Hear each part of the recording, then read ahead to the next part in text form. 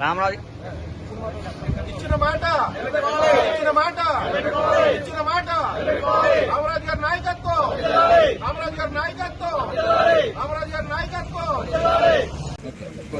ఈరోజు ఉండి నియోజకవర్గంలో తెలుగుదేశం కంచుకోటగా చెప్పుకునే మా ఉండి నియోజకవర్గంలో కార్యకర్తలందరూ ఆందోళన చెందే పరిస్థితిలో ఉండడం జరిగింది. మరి అది ఏదైతే అధినాయకుడు సిట్టింగ్ ఎమ్మెల్యేలకు సీట్ అని చెప్పి మొదటి విడతలో మా రామరాజు గారికి సీటు ప్రకటించడం జరిగింది. మాకు అందుబాటులో ఉండే మా రామరాజు గారు సీటు ప్రకటించడంతో మా నాయకులందరూ కూడా చాలామంది అందరూ సంతోషాలతో ప్రజలందరి దగ్గరికి వెళ్ళి ఓట్లు అడగడం జరిగింది.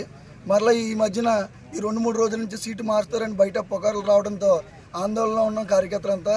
మరి ఇదే విషయంలో మేము జనాల దగ్గరికి వెళ్ళి ఓట్లు అడుగుతూ ఉంటే మీ అధినాయకుడు మీ నాయకుడికి ఇచ్చిన మాట నిలబెట్టుకోలేకపోతున్నాడు, మీరు ఇచ్చిన పథకాలని రేపు పొద్దున మీరు ఇస్తారంటే మేము ఎలా నమ్మాలి అని చెప్పేసి మమ్మల్ని ప్రశ్నించే పరిస్థితిలో నియోజకవర్గంలో ప్రజలంతా కూడా ఉన్నారు. వారు మాకు అడుగుతుంటే వారికి ఏం సమాధానం చెప్పలేని పరిస్థితుల్లో మేము వెళ్ళి మా ఎమ్మెల్యే గారిని కూడా అడగడం జరిగింది.